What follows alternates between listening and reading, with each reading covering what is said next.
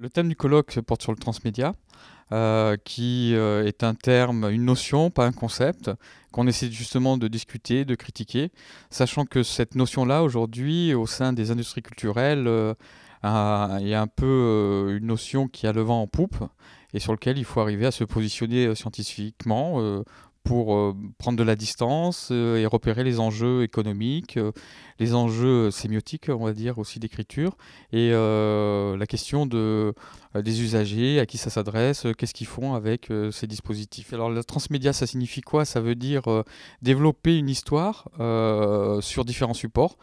Support audiovisuel, livresque, bande dessinée, page Facebook, etc. Ça pose la question de l'hégémonie culturelle, hein. C'est les industries hollywoodiennes qui veulent, on va dire, valoriser le plus possible leur création.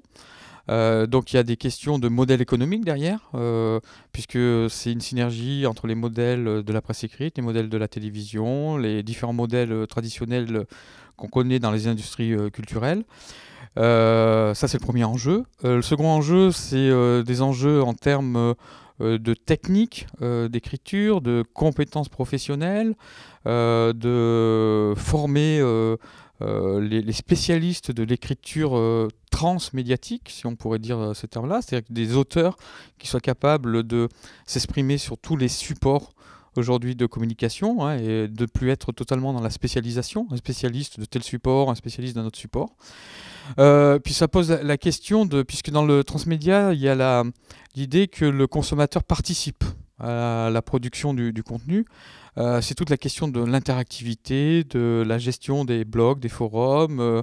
On peut y voir aussi une dimension politique, hein. C'est une forme de contrôle social du consommateur, repérer les gens qui sont critiques, trop critiques, et comment se réapproprier la critique pour les industries culturelles.